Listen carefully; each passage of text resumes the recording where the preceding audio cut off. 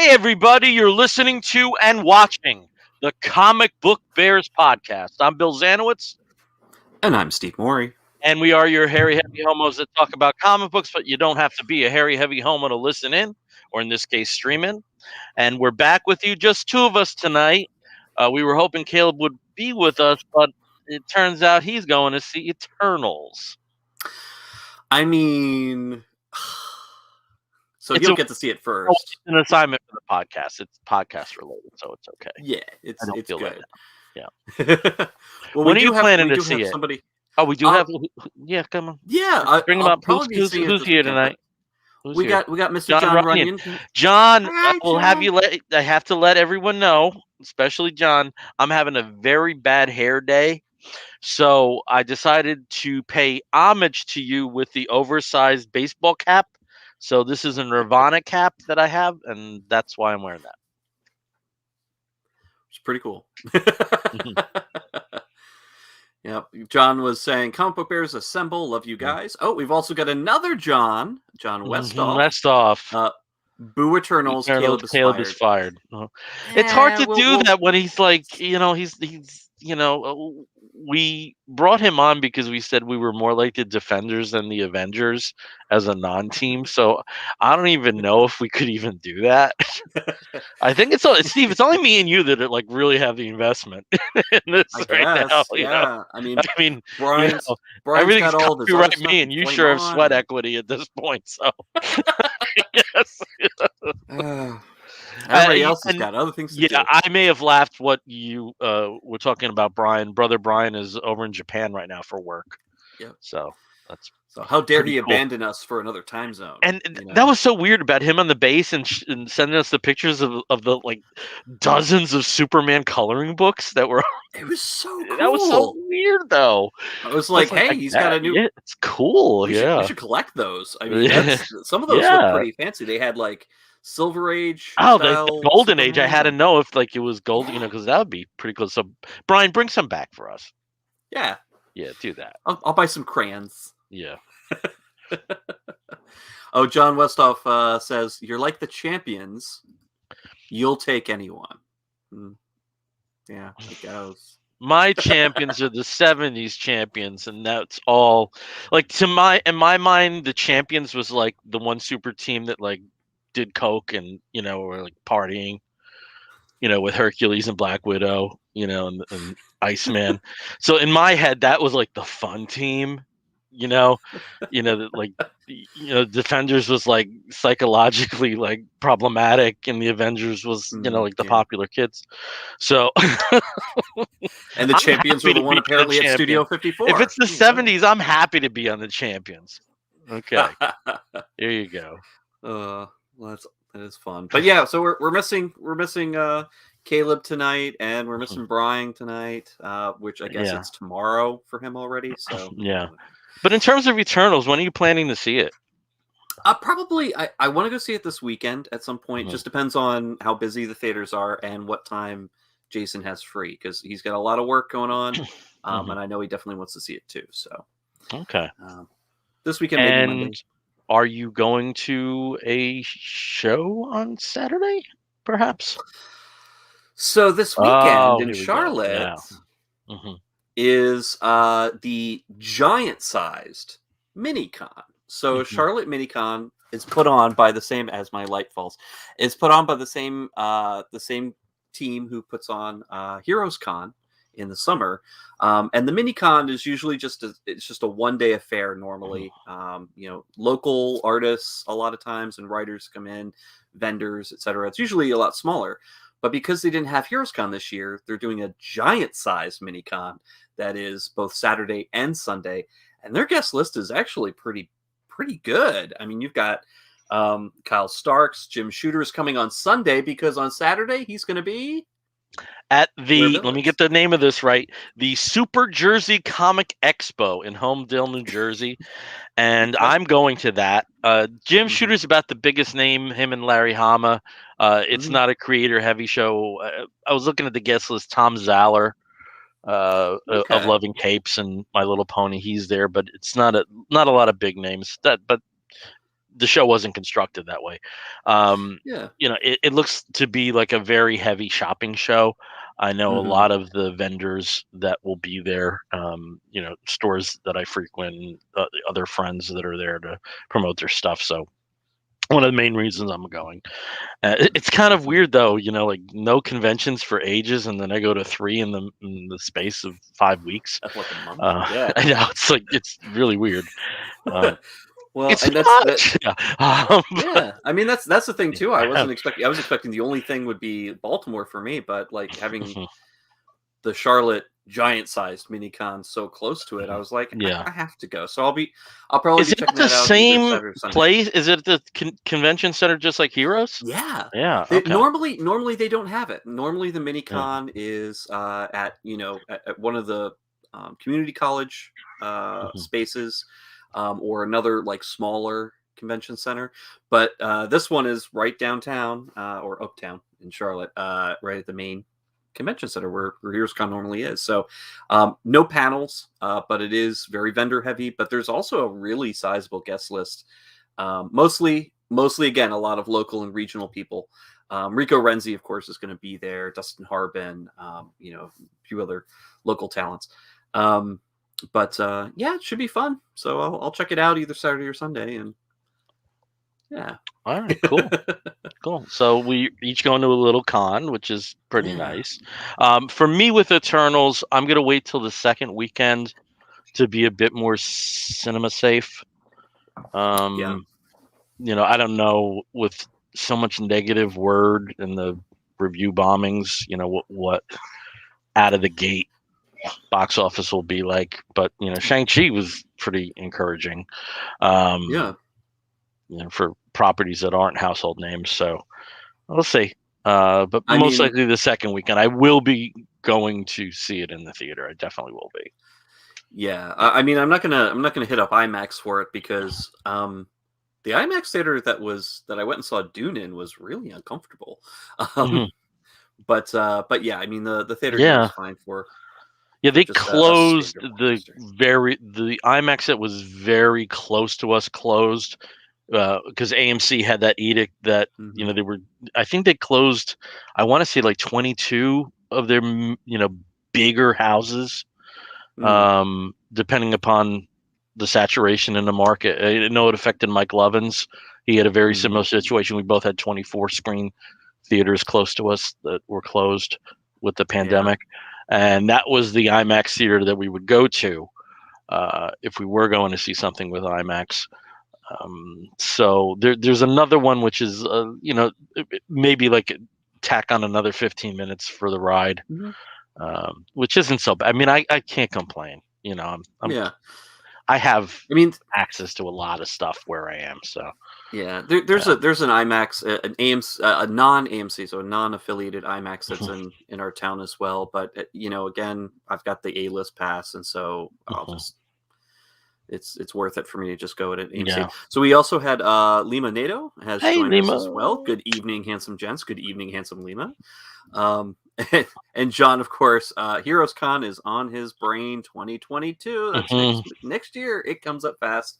It comes up fast. Already in November. And it's in June. Yeah, it's in June. I'm all like discombobulated now. When things are supposed to happen. So you the second weekend, me hopefully this weekend, and then Caleb, of course, seeing it right this very minute. So and I gotta say, I'm very happy to talk to you. Had a very tense week. If people follow national news, we had a bit of a nail biter with our governor's race, but the AP did call it for Phil Murphy, the Democratic incumbent.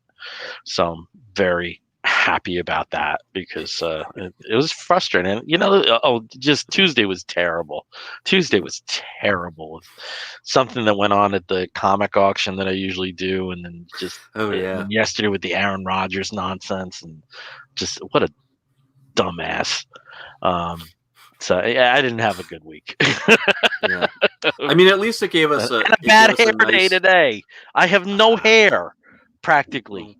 I know I have hair, but it's short. I do. It's amazing because like every guy I grew up with in grade school, they're all cue balls now. I Really? got Like all the hair, all the hair, you all of got it. you got all the hair. They got Yeah, I got the weight, they but I shape. also got all the hair. Yeah, but it was Oh. like one of these things. Like I think I think I put the mask on the CPAP too tight, and Oh. even though I shampooed my hair early in the morning, I still had the The bedhead line. thing. Yeah, it's weird. Oh. Yeah, so it'll be better tomorrow. Yeah. Yeah. If that's Well, as you can just bad have as your it gets in a day, that's a pretty good day. And I have to tell you this, I'm very superstitious about the first Thursday in November because truly bad things have happened to me on the first Thursday in November. And really. but like my mother died. I was fired from like my first real adult job, and terrible stuff has happened to me on that day. It was one of those things where only in hindsight I recognized it. And then I Mm-hmm. got like crazy superstitious. Like 2 years in a row, I like even took the day off and didn't drive. It's nuts. I'm a little saner now, and nothing. I know we still got phew, 2 hours and 17 minutes Eastern Standard Time to call it a day. So I don't know, meteor could come in or something, but so far so good. I don't think the Perseids are out tonight, Yeah. so I think we might be okay. Oh man. So we probably should tell Yeah. people what we're going to do tonight. We have like very few bits of news. We're also Yeah. going to be talking about this season's finale and actually the entire season of Stargirl, which I think we'll both agree is one of the more enjoyable. That's a shitty word, but it's one of the shows we like. Yeah. It's top of my stack. Let's put it that It's way it's a in it's a terms of the good CW shows. Yeah, top of the stack is a perfect way to put it. It's yeah. one of those shows that I don't mind like immediately watching when Hmm. I can. Like as soon as I can, that's the first thing that I'll throw on. It's also probably one of the bigger fan service, like DC deep Hmm. cut. Um, Deep Jeff cut, John's favorite deep things. Yeah, oh cut, yeah, very deep cut. deep All of cut. Jeff John's favorite things. I mean, They throw into the show. if you ever want obscure DC references, just look at the marquee of the movie theater within Blue Valley on the show. Yes, My yes. God, Oh, my oh, I should God. have written all of them down because there were some good ones. I was like, I know Yeah. what that is. Um, Oof. yeah. Normally when we do the show early on, we have some geek gets. Because of so much concentration with with the conventions, Mhm. uh, I was I reined myself in. Let's put it that way. But I did get one recently, and this is a book. Uh, the author credited is Brian Southall, and it's Sergeant Pepper's Lonely Hearts Club Band, the album, The Beatles, and the World in 1967. Now, the SRP on this is pretty high. It's $30, but I got this at a supermarket in the remainder section, so it was $3.99. So I grabbed it. And Brian Southall is a former press secretary at EMI Records, so a lot of inside knowledge about this. And it basically you get the framework of what the book is about. It's about the recording and the reception and other things that happened with the Beatles in 1967 and their album Sgt. Pepper's Lonely Hearts Club Band. Sgt. Pepper's Lonely Hearts Club Band, I believe, is, if I have my math right, it's 27 days older than I am. Hmm. So there's a lot of affinity there. It's been, a presence, my entire life. My parents had the album. And then, of course, I had to get my own copy and all that. And this is, it goes through month by month what was going on with the band. There was a lot of big developments within the band, apart from the creative issues and the creative triumphs. You also had the death of their manager, Brian Epstein, that year. Right. It was their first contact with Marashish Marashogi, and just a lot of stuff, and just full of great pictures in Oh, here. cool. This is them taping the Our World broadcast for All You Need Is Love. Oh God, there's so many good pictures in here. There's one I really wanted to show on the show, and of course I can't find it right now. But especially at the remainder price, this was great. Oh, here, this is great. 2-page spread in here of Paul McCartney and Mickey Dolenz in 1967. Just wonderful stuff. I'm trying to get and it's really nice how they tie it into other things that were happening in the culture that go through each month, what the number one records were in the US and the UK, and if there was any Beatles involvement or if there's any record of the Beatles response to those records. Just it's a breezy read. It's mostly a coffee table book, but there's some substance to it. Love this picture too. This is a Rolls Royce that John Lennon had painted psychedelic. So and I think for people who are unfamiliar with this album and this period of time, it might be a good introduction. So that was my Geek Cat. Yeah, cool. Nothing really else there apart from a couple of comic books at the auction. That was about it. Hey, that's pretty good because usually when I come to talk about Geek Cats, I have no Geek Cats because I don't go out or do anything during the week other than see movies or catch up on TV. But today I walked out to the mailbox and found a very wonderful book has arrived. I don't have my copy yet. And Bill hasn't gotten his copy yet, but it should be coming soon. I already talked to Steve. It's on its way. Yeah. But here it is. My copy. You basically, your name starts with an M. My name starts with a Z. So exactly. That's why I don't have it yet. Yay, alphabet. But this is and Steve says hi, and Steve Bryan says hi. Well, hello, Steve. Yeah. Which again, we talked about him. He was on the show earlier this year to talk about the latest January or so. Yeah, January, February, something like that. Yeah, something like that. And the Terror on the Orient Express, which he was kickstarting and has been completed. And I picked up the copy, but I also got a lot of the other little extras here. We've got an Athena Voltaire Adventure Club card. There's a couple of coasters, some postcards, a ticket for the Orient Express, and another print that's in there as well. And I'll be opening that up and being all geeky and getting and just happy about it. And then today, because of course we all have to look at Marvel, the Marvel stuff that comes out at McDonald's. The Eternals are now the Happy Meal toys. And so so here is, they're of course, so ugly. I know, and they're so cute at the same time. They're like all big head people, but they did something very similar with other Marvel properties in the past. Yes, like Widows and all that. And they all have that same interlocking thing. So technically, if you collected all of the previous ones, they should be able to just lock right in. These are a little bit interesting because they do absolutely nothing other than raise their arms, except for one little thing that I thought was very cool. So let me try and see if I can. I had no idea those were out at this point. They must have just hit. There we go. They have there's a little clear thing at the bottom. So if you have like a light source underneath, you can actually light up their chest thing. So I got Camille Nanjiani, and I've got, of course, Selma Hayek. Which is pretty cool. Although Selma Hayek, her little thing, she has her arms that go up a little bit, and so she's either saying like "Move along, people," or she's just crop dusting. Darling in my queue. Or she's just kind of crop dusting everything. It's like, woo, boy, that was a strong one. I should have had some chili. But anyway, I thought they were very cute, although very strange. And this is kind of one of the weird things when I went in to go and buy them. Yeah. Because you can just buy the toys. You don't have to buy the whole cabinet. Which I will have to do because of the diet right now. Yes. You'll down just get 6 the toys. pounds. Down 6 pounds. Excellent. So you just have to get the toys. But when I went in, I asked for the toys, like, oh, I'll take two, the two that they had.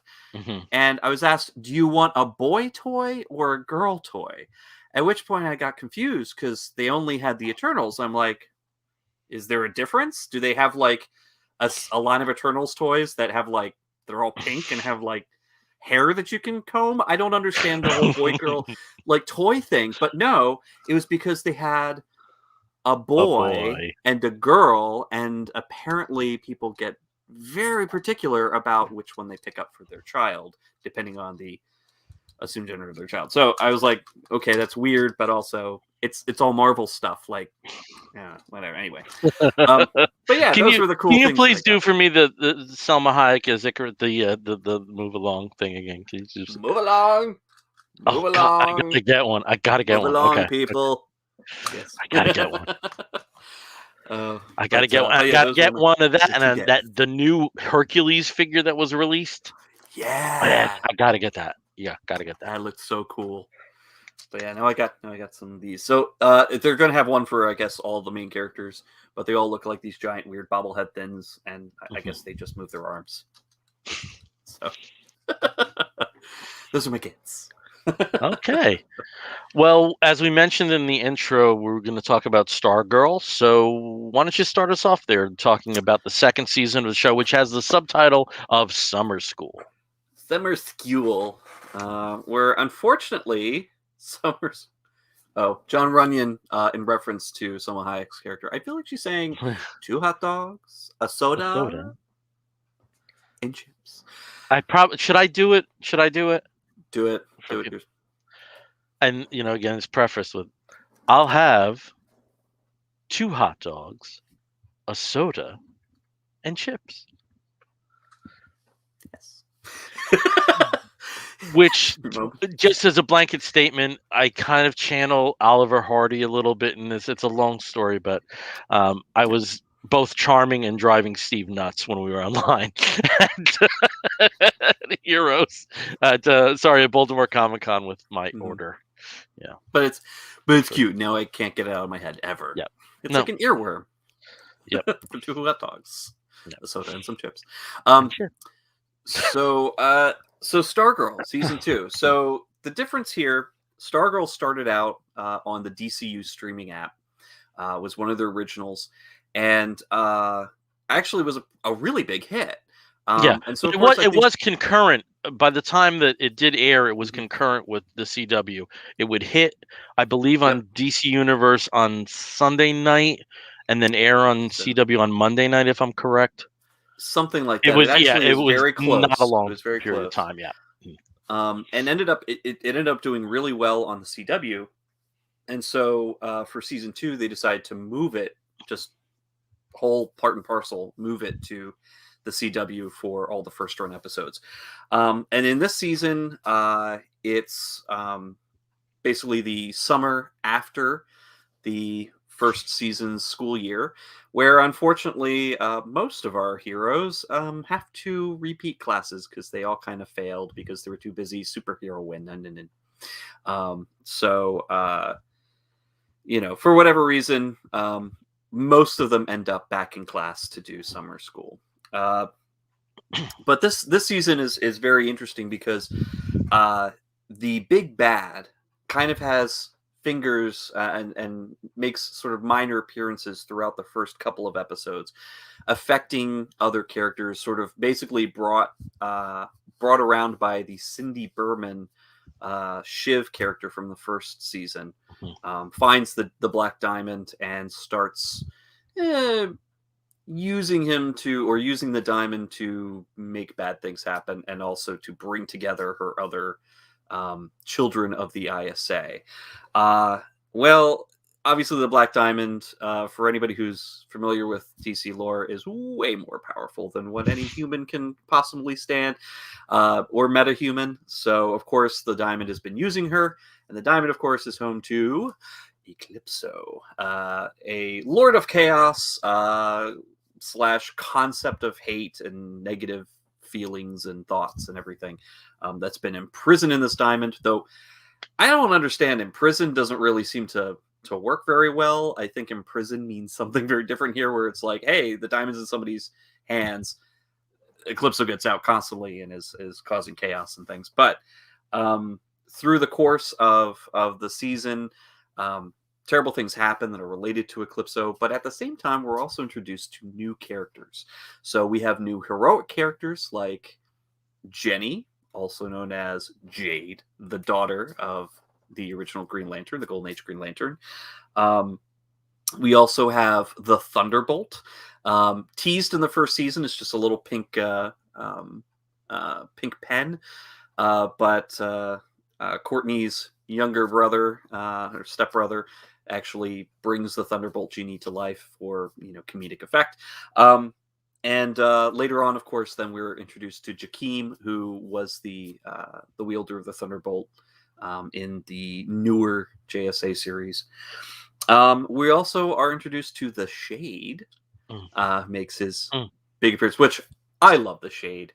I love the Shade, and Jonathan Cake, the actor. I love the character, and well. Boy, did they nail the casting on this. This guy was wonderful.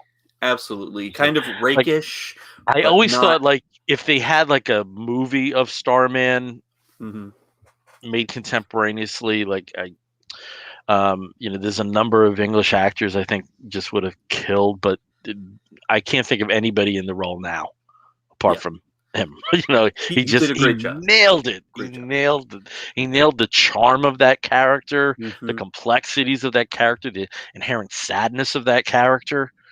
Oh man, loved him. I absolutely loved Jonathan Cake in this role. Yeah, and he did such a good job embodying. They wrote him very well, so he's not. He's exactly what you would expect from the comics. It's not like some whole cloth, sort of like it's Shade Light, or anything. Yeah, and I think it's also worth mentioning that James Robinson is an executive producer on the show and is, from what I understand, kind of tag teams with Jeff Johns in terms of heading up the writers' room. Yeah. So there's a legitimate line, a legitimate thread to the original Starman series. And you could tell, that they really wanted to bring these characters to life in a way that that the audience would enjoy. And and that's the thing, like, it's on the CW, so that a lot of the audience who's watching this aren't familiar with a lot of these deep cut golden age or post crisis versions of these characters from the comics, but they're still well written enough that they're enjoyable to other people who don't know all the backstory, who don't know all the connections, who are just coming to this for the first time. But it's done also in a way that makes everybody who's sitting on their couch, who has like stacks upon stacks of comics in the back, mostly DC, who are just going to be like, they did that, and he said the thing. I had so many happy clappy moments this season. Oh my god, so many Easter eggs out there. So many. One character that I thought was a very interesting inclusion, and he doesn't show up in a lot of episodes, but I enjoyed his appearances. Was the mechanic / junkyard friend that showed up in a couple episodes, completely, unshocked or unsurprised. I didn't think he was necessary. He wasn't necessary at all. Yeah. But I didn't enjoy him that much. Yeah, I didn't enjoy him that much. I liked him. Played by King Mala. Who I did like though. I did like the teacher at summer school. Yes. Yeah, I did like him. The unfortunate character, the teacher who again was infected by the Black Diamond and became, and see, I didn't recognize that villain or that sort of meta power set as a particular villain, but could have easily been pulled from from a long standing DC lore. But yeah, you also get reintroduced to Dr. Midnight. The original Dr. Midnight does make an appearance finally in person. Teased throughout the season, but then finally makes an appearance in the flesh and gets out of where he had been trapped for so long. And also several other characters are implied, which is always very nice. One of them being the character of Todd, aka Obsidian, Jade's brother, because she goes searching for him at some point in the season when she, the character has to take a break. It's not a regular, so it gets to take a break. And what that then connects us to is the Helix Institute and the nice, wonderful tease at the end of the last episode of Mr. Senora Bones. I was like, voiced by Keith David. Oh yeah, just like exactly it. I was like, this is yes. Yeah. So I mean, this whole series, this whole season was just fun. You had It was fun, Grundy but there were as a major character. you also did have though a very very defined sense of severe circumstances. Oh yeah, There was consequences, the stakes. far more than the first season. The first season felt like high school problems, whereas these felt more like life or death circumstances. And in some cases it was life or death. I Yes, mean, yes. some characters actually did die, and some kids, some of the kids actually died in this season. We did have some deaths, obviously, in the first season. Brainwave Jr., Henry ended up dying.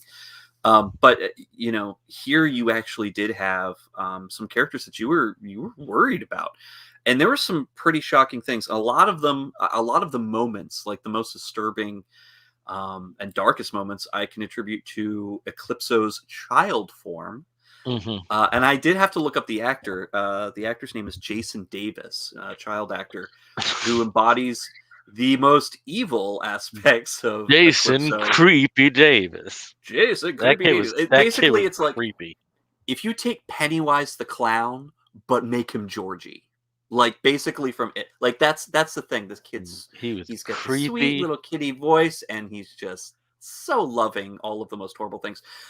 One of the most powerful episodes was with the young Dr. Midnight.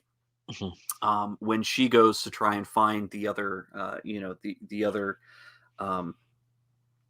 her friends, she ends up at their house, or what she thinks is their house, and the little boy Eclipso is there, saying some of the most horrifically racist things, trying to goad her on and make her react in ways that would of course make him happy, just having her just fly into a rage or feel awful about herself or whatever. And he's saying terrible things about her, making fun of her appearance, making saying these racist comments about her, her intelligence and her worth and her value. And I'm like, this 10-year-old kid is just doing this too well. But it was such a moving episode, and I think how well he played that role and how well she played her role and responded to it. Just that it almost brought me to tears. Just that whole section of that episode was wonderful. But there were some wonderful moments here. The finale was super cool. Gave us enough time for a ton of action. Comic booky. It was so comic booky. It was so like good. Opening a comic and just the characters exploding off the page. It was. You had the original Ted Grant, popping out, Black Cat popping out, and fighting Yolanda. It's just there's just so much going on here, and of course we get multiple appearances throughout the whole season. But finally, as a confirmation that he is going to be a regular going forward, Joel McHale as Starman / Star Spangled Kid version of Starman, that's been sort of smooshed together for this show. But just fantastic moments from all of the cast. Everybody had a chance to shine. Amy Smart is a treasure. I love her as Courtney's mom.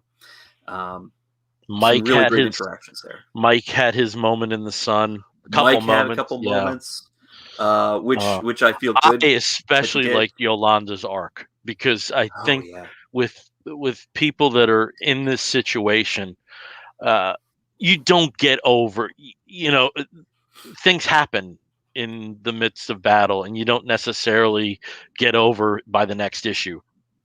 For a comic book equivalent, and with what she was contending with in the first season, having killed somebody, it was really believable, especially with all the stuff she's gone through in the past, and her questioning, her place with this new version of the JSA and her relationship with the others, and it was so believable. It was just right on the money. Really liked her arc. Some incredible things here. The character of Cindy Berman, of course, being the sort of like the starting big bad for the season, and of course just giving the entrance to Eclipso, and also you think she's gone, she's done for halfway through, and they find her back. They find her and give her a chance to redeem herself, which she kind of does. And obviously, there's some interesting things at play that have been teased for the next season about her place in the show. Yeah. It's all over the place, so we can say what the subtitle is for the next season, which is Frenemies. Frenemies, yeah, which is so good because, of course, what prompted the subtitle was, "Hey, did you hear the house next door just sold? Yeah, we've got some new neighbors. Ding dong. Who is it? It's the Crocs, i.e., Sportsmaster. Huntress, Huntress, Tigress, Huntress, Tigress, and of course Artemis. Just howdy neighbor, like, oh my god. I also think some of the moments with Artemis being in foster care and her situation with her position on in the high school sports, it was some really good moments for her too. There's a lot. I'll just throw some other things that I loved. We had appearances by JSA members we haven't seen. Ethan Embry as Johnny Thunder. Yes. Oh my god. As somebody who basically devours whenever they release new Grace and Frankie episodes, he was just perfect in that. We had John Wesley Shipp reviving his take on as Jay Garrick in this iteration of that character's legacy. Again, it's a show replete with Easter eggs left and right. We were mentioning, I think before we were on the show, that just watch the marquee of the movie theater that's at Blue Valley and you'll get some treats. My favorite among them, though, I have to say, was the name of the used bookstore in Blue Valley being House of Secrets. Yes. I just love that. And the guy who ran it just looked a little bit too much like a cane. Yeah. In a minute. And, I'm so excited for the next season. Jonathan Cake confirmed he's a recurring. Yep. He has a recurring role on this.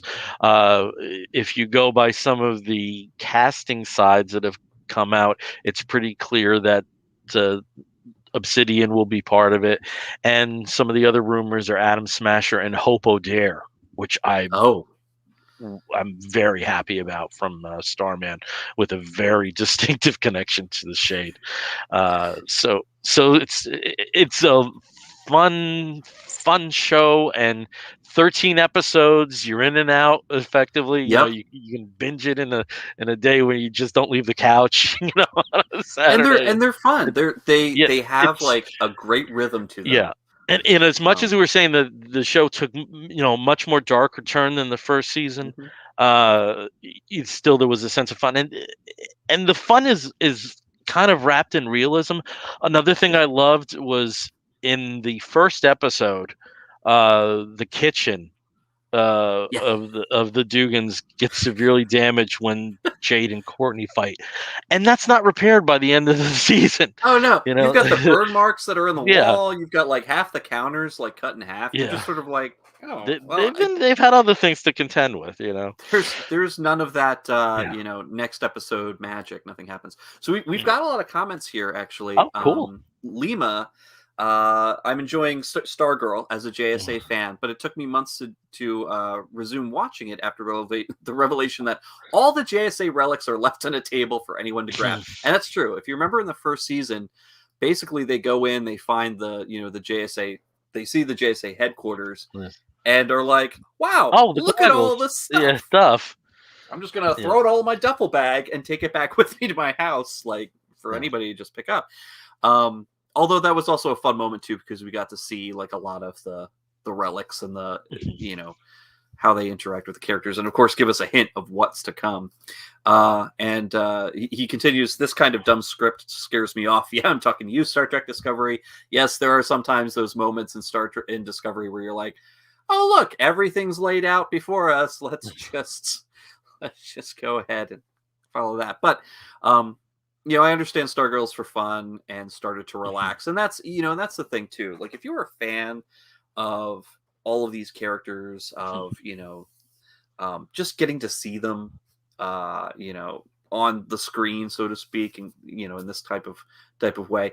I mean, obviously it's not following the plots exactly from the comics. So if you're expecting to walk into, issue number whatever of the JSA or issue number whatever of Infinity Inc. You're not going to get it. Stars and Stripe. Yeah, exactly. But you get enough bits and pieces from those that it's almost like kind of like a Blizzard at Dairy Queen. You get like, I'll have a few chunks of Stars and Stripe, a few chunks of JSA, a little bit of Starman, a little bit of look, here's a 60s issue of House of Secrets. I'll take that too.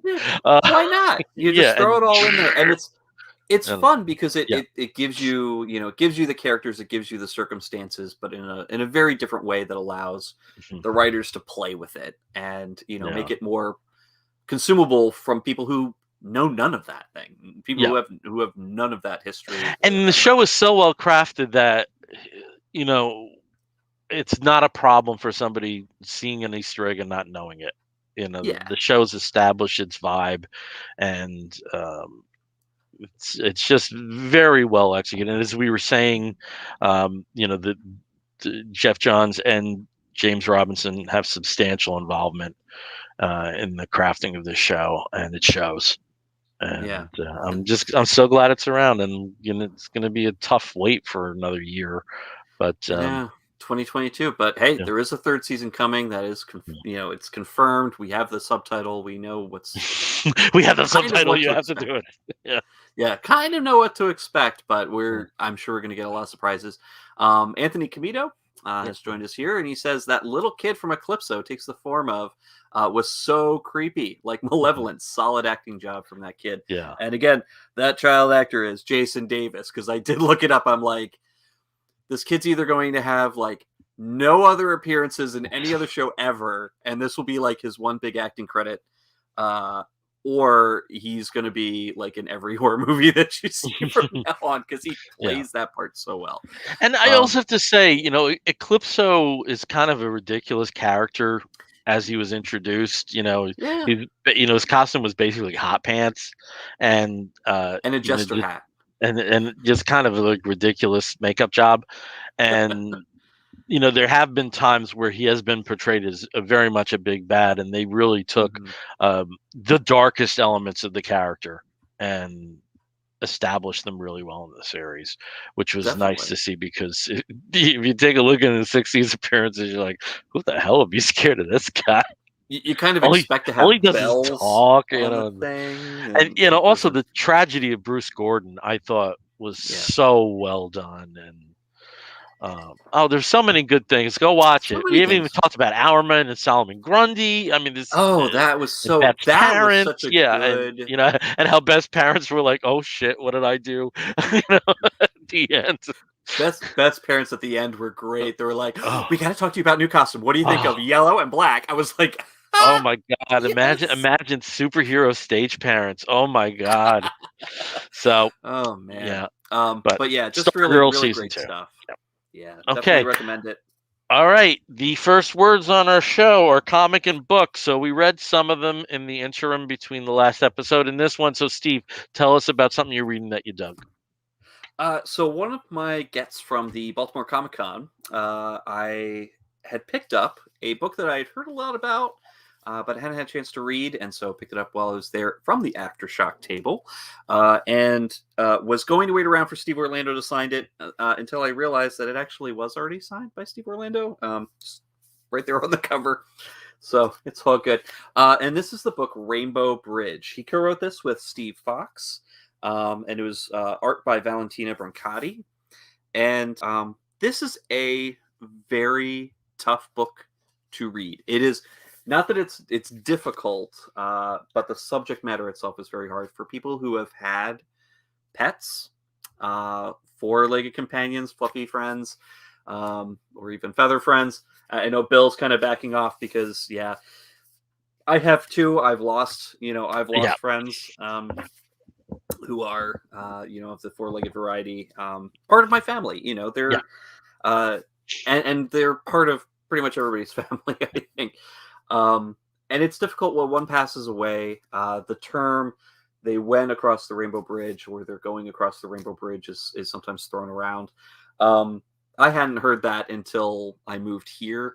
and apparently that's something that's used very frequently. But it's a very difficult time when you lose a furry friend. And this book takes that concept, does a wonderful job handling it emotionally, and then builds the fantasy around it, where there is a place that the animals go when they've passed on, and they get everything that they ever wanted. They can play all the games they want. They can have whatever food they want.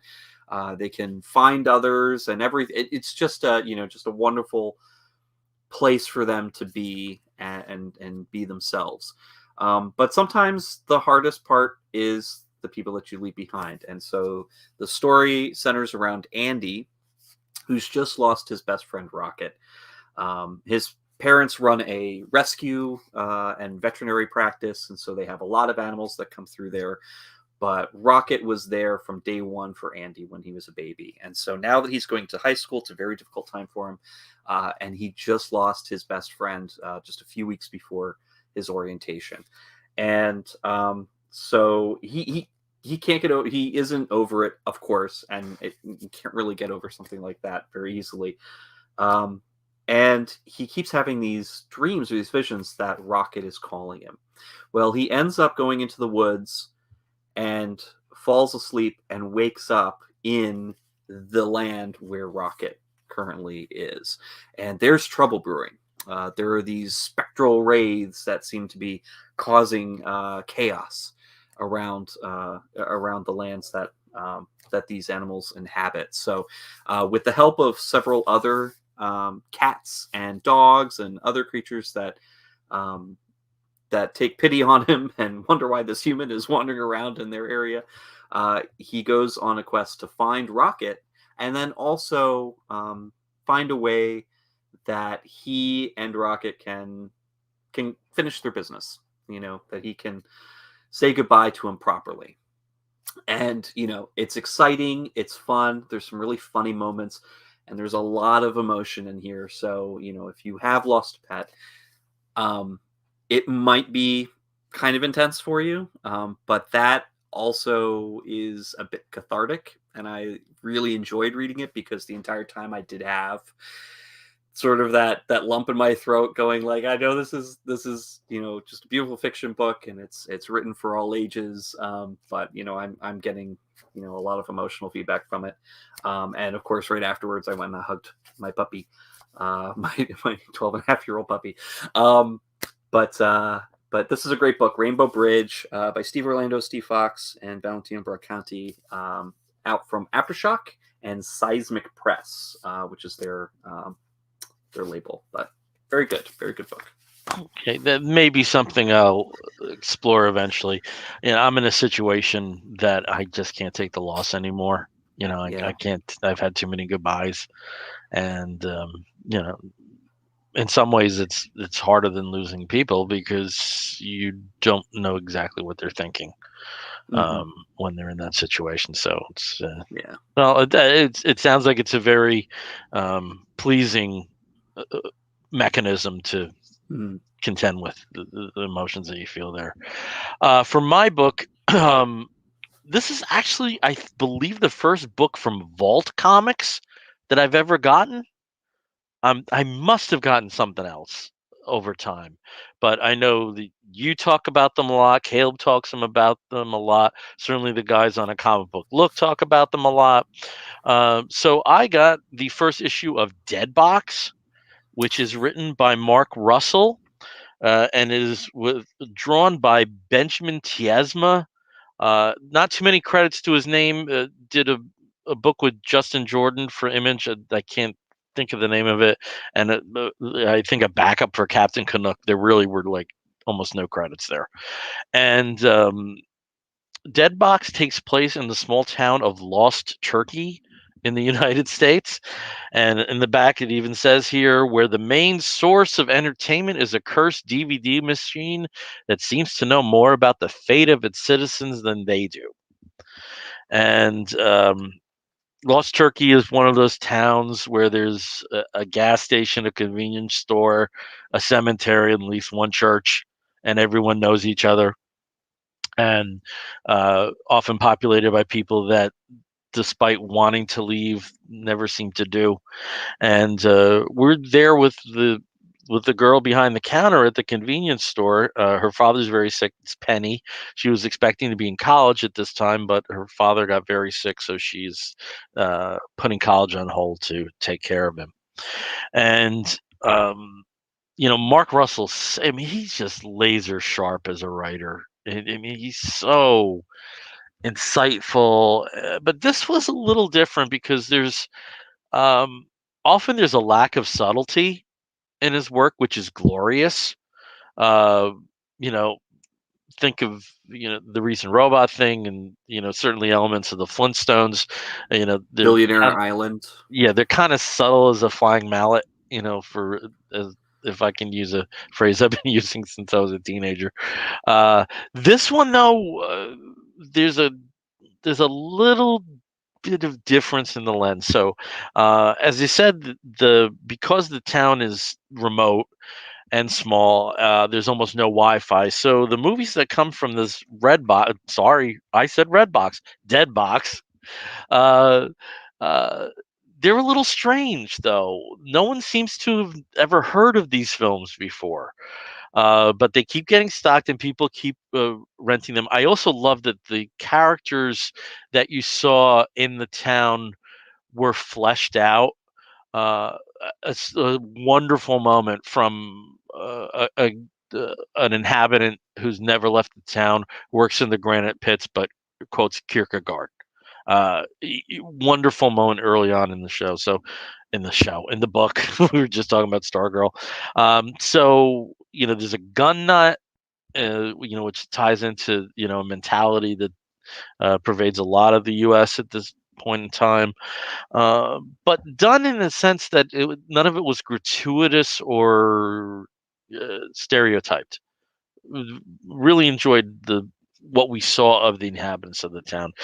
So Penny, to entertain herself, uh, brings a film back called The Lonely Planet. And The Lonely Planet, this is a comic book in and of itself about someone who volunteers to. I don't want to give too much about the space station because I thought there was so much resonance to what happens there that I would rather let people find out on their own about what the film is about and what the sacrifice is. But seems like just an awesome idea for a science fiction film, which is informing things about what's going on with Penny's life. We then find a film that her father is watching, and it's really like the last page was kind of a shocker, where I thought I had a grasp of where this thing was going, but I still think I do, but there's like another layer on top of this. Just wonderful artwork, and the coloring by this guy Vladimir Popov was just perfect. Just really impressive from an artistic standpoint. Really impressive, naturally, from a writing standpoint. I only pre-ordered the first issue, but I think I'm going to keep on with this. The last Mark Russell series, I bailed on the first issue that I discussed, but this one I'm definitely going to stick with. Really enjoyed it. Well, it's good to hear that Mark Russell is. I mean, he gets around. I'm glad that he has a pretty diverse portfolio right now in terms of the publishers that he's working with. Yeah. Because he's worked with Ahoy. He's working now with AWA, with Not All Robots. He's worked with DC. He's worked with a couple other. Right now with Marvel, with the Fantastic Four Life Story. Yeah, and Marvel. Yeah, so it's pretty cool. I hadn't heard about this one, but I've been impressed with a lot of Vault's other sort of like horror offerings that are really good. So that I might check this one out. All right, cool. And I'm going to stay with it. With it. It might be an excuse to go to my quasi LCS and say, "Give me that book every month. I'll come in." Well, and you may have bailed on it. Yeah. You may have bailed on it, but I stuck with Not All Robots, and oof, boy, it is funny. But also like very, as you said, he's as subtle as a hammer. And some of the things that he has in there are just they're just great. but also, But thought-provoking. I think you would enjoy this and appreciate this because there is a reel back on the satire somewhat here. So, well, it gives him a chance really, to really enjoy diversify what he's doing. So that's good. Cool. All right, tell us about something else you read and dug. Well, speaking of AWA and their Upshot imprint, I picked up ETER the other week. This is actually kind of ends up being a reprint a little bit of something that I think they did either in an issue of their Upshot magazine, which was their sort of preview magazine that they had last year, that offered basically entire issues, like previews of whole issues of the comics in black and white, as well as excerpts from other issues of their publishing group. And the entire first story in this, if you can find the Upshot magazines, the entire first part of ETER is available there as well. However, I super recommend that you pick up the first issue because one, it's in color, but also it's in color by Javier Pulido, who is just killing it right now with this, as well as some of his other work. I believe he's also the artist on the new Ninjak title. Just absolutely gorgeous, block work, very, just very interesting things. So anyway, the basic premise of this is Dr. Chen works at the Reading Hospital and is bored. She's really, really good at what she does, but she's like, it's not exciting enough. I mean, I'm an ER doc. I don't want to just have somebody who's, kind of just barely hanging on for their life, with a severed arm or something. Not cool for me. I want something more. Well, she ends up with it when she ends up being the physician that follows a severely injured person in to her hospital, trying to keep him alive. And she realizes that they are going to the basement of the hospital, which she didn't know they even had, where she encounters Dr. Mowbray, who is the attending physician. Turns out that Reading Hospital, from the ground up, is for humans. From the ground down is for interstellar patients from all over the universe. And actually, that's one of the fun things about the little tagline at the front. Giant-sized debut special issue featuring 2 pulse-pounding, galaxy-spanning tales of true universal healthcare. And of course, she has now found her niche. There's a lot of craziness going on. Not just the patient that she just brought in, but now there's a new patient who, if he ends up expiring, becomes a localized black hole that will destroy the entire planet. All sorts of really crazy things are happening here. She rolls with the punches pretty dang well, with beautiful colors, of course, trying to figure out how to help this patient who's of an alien species that no one has ever dealt with before, and has just swollen to the size of a small planet. So it's very interesting, really fun. There's a lot of humor. There's a lot of really great action, of the hospital procedural style. But it's a ton of fun. And of course, it sets it up that Dr. Chen, this is what she's going to be doing from now on. And also there is a second tale as well called Hard Pill, in which a Dr. Klein, so aptly named because he fits in the size of a small pill, and is injected into a patient who's suffering from zombified anthropomorphic bacteria that is slowly destroying the patient's organs, and so has to be thrown into their digestive system and fight off, what look like giant slithering creatures and other zombie monsters, before he can save the patient. So it's a lot of fun. It's a goofy book. This is the kind of thing that Mark Russell would probably write for. Just maybe do a story. The 2 writers on this one, Jeff McComsey in the first story and Dan Panosian in the second story. So it's a lot of fun. It's got some great, great contributors to this. I'm not sure how many issues they will eventually have on this, or if this is just a one shot. But it is a ton of fun. I totally recommend it. Cool. I thought I was going to go all indie tonight, but I we both read a book, which is Jeff Lemire's Primordial, and I don't know what that was. uh, Yeah. I have to revisit it because I know I didn't catch everything the first go round, and there was a lot to process. So maybe we'll talk about it at some point. But something I did, and as we had mentioned on the show earlier, that we've both been going to conventions. We were both at Heroes. I was at New York Comic Con. We both have a show coming up.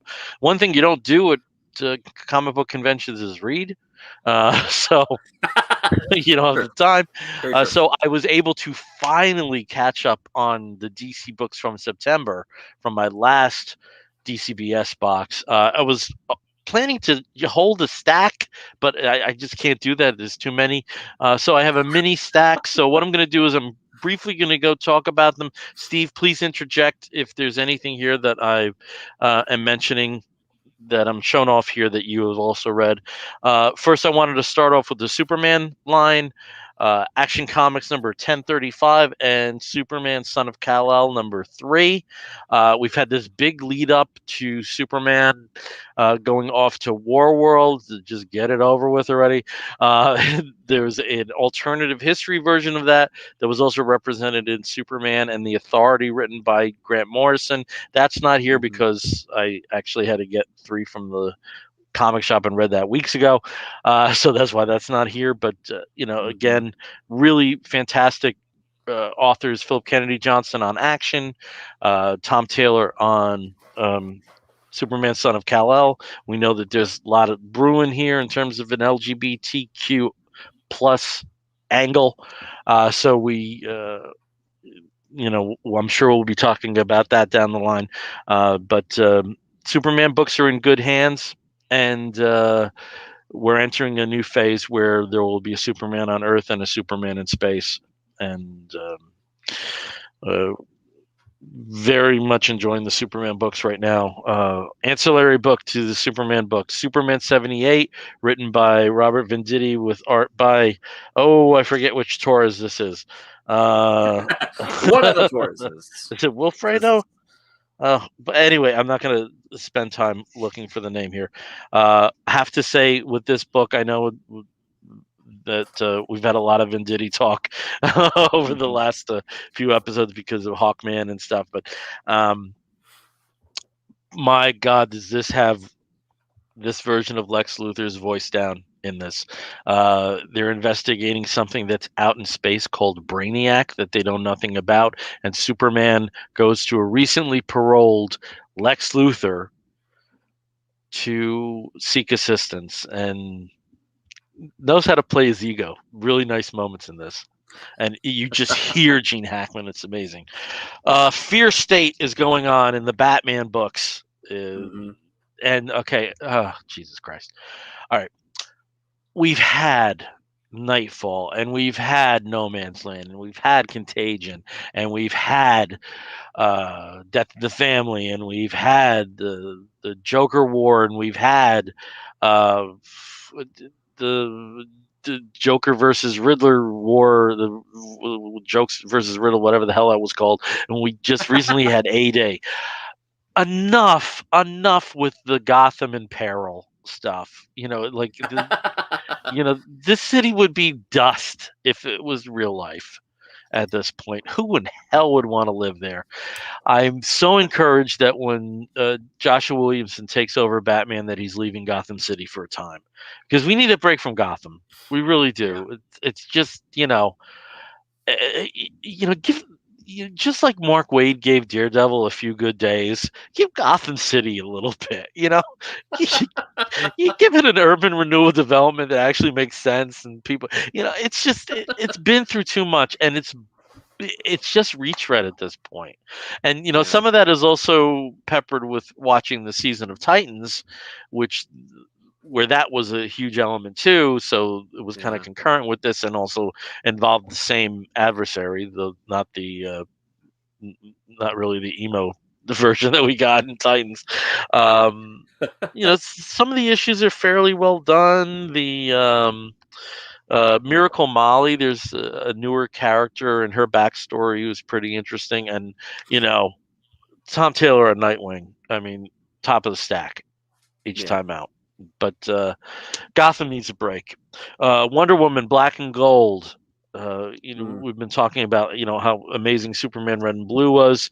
With this particular issue, our good friend Francina Grace, whatever happened to Kathy Perkins, revives interest in the Diana Prince as Emma Peel period from the late 60s and early 70s, and revisits characters both good and bad from that time period. Really nice story. Amazing story here. This was written and drawn by Andrew McLean about this new villain Hypnotica, and just art you wouldn't necessarily associate with Wonder Woman. Works wonderfully in this format. Beautiful story written by Sherry Smith with art by Colleen Doran about a World War II pilot. It's interesting because we were at the Garth Ennis panel and we were talking about the Russian female pilots that actually did encounter combat. The women that were engaged as pilots did not, they were mostly like transportation missions and stuff, but there's a Nazi flying over the Jersey Shore. So the pilot that we have here, who's in what was called the WASP, the Women's Air Force Service Pilots, goes out to investigate, and though there are some problems, luckily Wonder Woman is there, and just Colleen Doran with the Golden Age Wonder Woman, just beautiful stuff. We mentioned the loss of pets. Not exactly a pet, but let's call it an animal friend. Really touching story in there. And Paul Esqueda has this wonderful story about the influence of superheroes in the world that they represent upon little children, and this little girl who wants to be Batman, but then she sees Wonder Woman in action. Really nice stuff. I've just been so impressed with Wonder Woman Black and Gold. It's just it's a gorgeous book. It's a gorgeous anthology every month. Their standard covers are beautiful. The variant covers are beautiful. Like this is a premium book. It is well worth the cover price. And the stories inside are just, they're a joy, and they're very different. And engaging creators that wouldn't necessarily normally be associated with franchises like this. Exactly. Really enjoy that. Tom Taylor's represented here. Superman, just for Brian here. Batman, Catwoman, issue 7 with those beautiful variant covers by Jim Lee. Rorschach, last issue. Supergirl, Woman of Tomorrow, which I'm enjoying a little more. It's a very wordy book, very wordy. But that's the one with Bilquis on it, isn't it? Bilquis heavily. Yeah. Supergirl in space. Green Lantern Annual with Jessica Cruz joining the Sinestro Corps. This is something that Caleb talked about 2 programs ago. So I got a chance to read that. In terms of LGBT stuff, Aquaman, The Becoming, follows Jackson Hyde as he becomes Aquaman for a time. It's not exactly clear what's happening there early on, but we have him both his presence in Atlantis and also at Amnesty Bay. And nice to see that they're continuing the Pride logo here with DC with some of the material. But if you is this supposed to lead in to eventually like Aquaman? That's something like that. There's a mini series coming up of Green Arrow and Aquaman together, and then that's setting up what's ever happening for those 2 characters. Yeah. So be interesting to see. And there's actually a Green Arrow though. Well, the thing is, they shared a title for over 20 years, from More Fun Comics in the 40s to Adventure Comics into the 60s. So these are characters that, though there's really no real connective tissue apart from the Justice League, have probably appeared in the same comic almost as much as any others apart from Superman and Batman. So that's so funny. I didn't know that. That's really cool. Yeah. But if you want gay, oh honey, Shazam, Neron is the villain. And let me, girl, that bitch, Mr. Sinister, has nothing on Neyron. This is the gayest interpretation of Neyron you're ever going to see, and it's, oh my god, it's wonderful. Just read it. Just read it. Loving what's going on with Justice League titles, the Justice League Last Ride. I just got a prompt here reminding me later. Cheap Zdarsky's written tale of a possible future for the Justice League. Really well done. Really enjoying what Bendis is doing with Justice League. What happens here is the Hall of Justice is destroyed, and there's other things going on in regards to intergalactic threats and the United Planets. Wonderful dialogue from Hippolyta. Mm. Uh, Wonderful interpretations of Black Adam as a Justice League member. Superman is leaving the team for a time period, again with the War World situation, but also because he didn't toe the line. So, and that thread follows into the issue of action that I had before. But I've always loved Bendis on team books. I wish this was getting more coverage because it's really good. Checkmate, again tied to the Bendis world, which is leading into the first issue of Deathstroke Incorporated, which you won't see here. You just see Deathstroke, but it involves Deathstroke and Black Canary as a team. And this is an ongoing series, so it ties in with a lot of books. And then a book that I know that you read, this was the final issue of 3 of the Lock and Key Sandman universe crossover. My only feeling that I wish I was a little more versed in the Lock and Key world and the and the Lock family, because I think there were some nuances with the family quest in there that escaped me. But my god, the ending, I know we talked about this.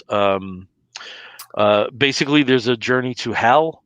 Characters come back, and we get the return of a character that is used very judiciously by DC and Vertigo, but just a beautifully touching impact and a wonderful last page. Oh my god, if I could own that last page!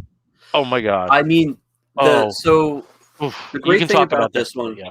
Oh yeah, the great thing about this, the whole 3-part series. The first issue was real, or the 0 issue was kind of like reprints and short stories that set up the story. And of course, in the 0 issue, the Lock and Key one had me in tears. But it sets up what happens at the end of issue number 2 here. But just the cool way that they connect Sandman and Lock and Key in this, and not just in the, hey, character from other franchise, hey, how about we get together and do some cool stuff. Yes, they play with each other's toys, but it gives a very interesting origin for one particular toy that's extremely important to the Sandman universe and to the original Sandman title, and really is a great exclamation point on this little mini series. And I just thought that was so clever and such a wonderful way to bring them together in a very unexpected way. And and of course the appearance at the end of this book was just a chef kiss. We've done kiss. So good. I really recommend it.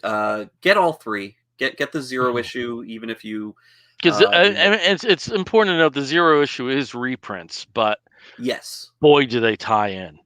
It fits together perfectly. Yeah. If you've read all the Sandman stuff and all the Lock and Key stuff, you're going to need the reminder, I think, in this case. But and though this series has been substantially delayed, was originally set as a 4-issue miniseries, they did truncate it so that the 4 issues were combined into 2 and double-sized, and I think that worked better. Honestly, because because there's also a very distinct break between 1 and 2 as well, in the action, and it was good. Like I said, I just wish I knew more about Lock and Key. I wasn't so problematic that it took away from my enjoyment of that, because they certainly fed me a lot in regards to what the keys do and what the history of this family is. But I'm sure there were nuances there that somebody who was versed in that would have been like, "Ooh," happy clappy, with an appearance or a reaction to something. I mean, yes and no, but I think one of the great things about Lock and Key is that it's so open-ended historically. Mm-hmm. So every time they go back to the well, so to speak, for Lock and Key, they can just show a different aspect of the family, a different time period, and kind of go from there, because there's this rich history that's implied in the main series that that they get to play with whenever they want to. And now, this crossover has become part of that history, which I think is just really neat. And I'm hoping that they are able to kind of revisit that a little bit. But even if they don't, it's a perfect and also worth saying, the Lucifer that's in here is the Mike Carey Lucifer. Yes. Like to the hilt. So if that's something you want, you got it. Yeah. Were there multiple covers on this? There were. Yeah. I forget the one that I have. Yeah, because I know this is cover B. There's at least 2 or 3 covers for each one. Which is funny, because IDW usually presents like bulleted versions of all the covers, but again, because this was double-sided, there really wasn't any ad space or ephemera space, so that's not why we don't have that. But it's very cool. Yeah, I'd be interested to see when they collect it, if they do have the 0 issue. I hope they do, because it was nice to lay the groundwork. Definitely, it does tie very well together, and it kind of is a good quick refresher course, or again, a quick introduction for somebody who hasn't read the other franchise. Yeah. But yeah, we had just a couple of people pop up. So David Toby. Hey David Toby. Hey David, how's it going? And then Lima also mentioned all praises to the very talented and Brazilian Lucas Tony. So that is. Let me give you a little sample here. Let me give you. I'm trying to think, like a little free sample. Nice work. Gorgeous. All right. Well, I guess we're gonna start wrapping this episode up, and when we wrap an episode of the Comic Book Bears up, we do so with a segment we call the Woofs of the Week. In the bear community, if you find a fellow attractive, you woof at him. And we do something similar. We signify something which may be a comic book, but it may also be a film or a TV program or a charitable initiative. Anything under the sun that we think you, fair listener, or in this case, viewer, may be interested in sampling. I'll start as I would do with Steve. Steve, what is your woof of the week? My woof of the week goes out to Bill for his shirt. For the Woof of the Week shirt. But I'm actually going to be talking as well about a movie that I saw this past weekend on the Halloween. And it turned out, surprise to me, it was actually the perfect Halloween movie. Because part of the climax takes place on Halloween. And that is One Night in Soho by Edgar Wright, who is the director of such wonderful classics as Shaun of the Dead and comic book adaptation Scott Pilgrim vs. the World, and of course Ant-Man.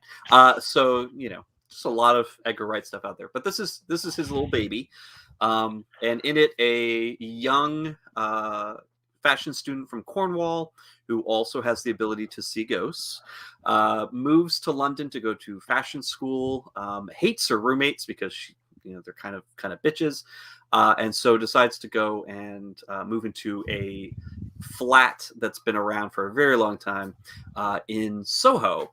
And she also happens to be a huge lover of all things 60s, all things mod, listens to the music. So of course the soundtrack is really great if you love sort of that music of that era. And while she's in this flat, she encounters, in a very supernatural way, basically time travels supernaturally, and inhabits the body of this young woman, Sandy, played by Anya Taylor-Joy. Anya Taylor-Joy. There we go. Who is this woman trying to make it in London, in Soho, to be the next big singer, the next big crooner.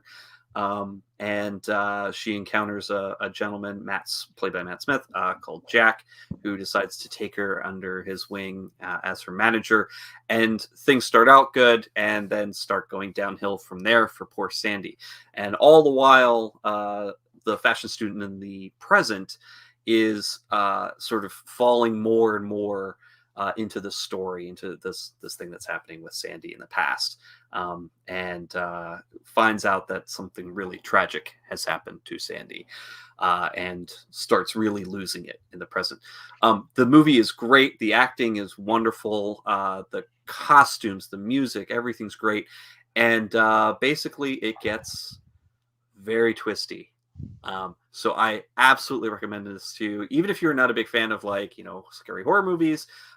It's not a lot of it is scary. It's a thriller, but it has some really good rhythm to it, really good motion to it. And even if you're not a big, like, oh no, scares, this is the movie to recommend to people. So, One Night in Soho. All right. If this were non-pandemic, I'm sure I would have seen it. Yeah. So I will see it. Just might be a wait for home right now. But my recommendation also goes out to a horror film. And initially, I thought I would have enough time to see a few horror films throughout October. I'm a big Christmas guy. I also love Halloween, but I never seem to really celebrate either of the two of them enough. So I thought, well, I'll be able to get in 13 was what I chose. 13 horror films. Didn't get to one of them.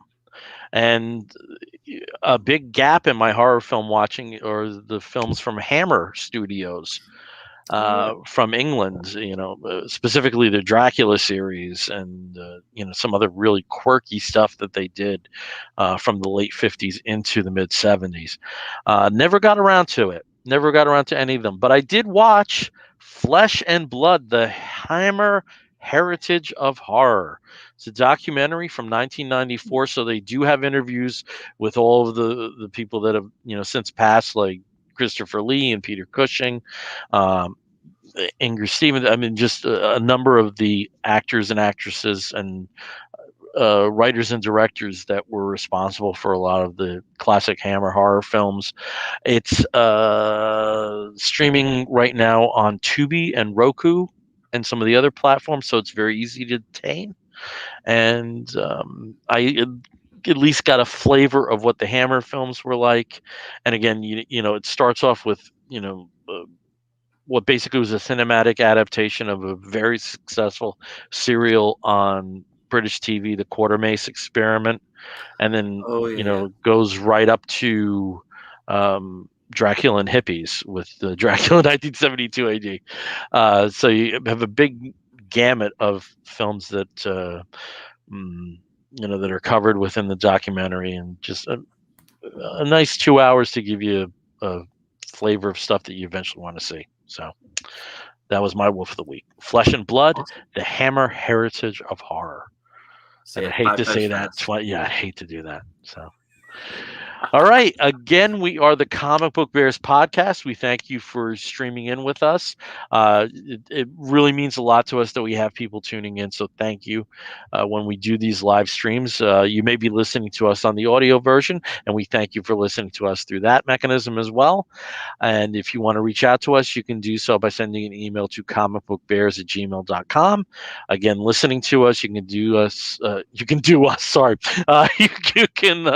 listen to us through Apple Podcasts, through Stitcher Radio, and many of the other podcasting platforms. And if you want to contact us, we have our Facebook page as Comic Book Bears Podcast, and you can find us on the Twitter and the Tumblr and Instagram as Comic Book Bears. So until next time, I'm Bill Zanowitz. And I'm Steve Morey. You're going to hear a woof and an explosion. We'll be back real soon. Take care, everyone.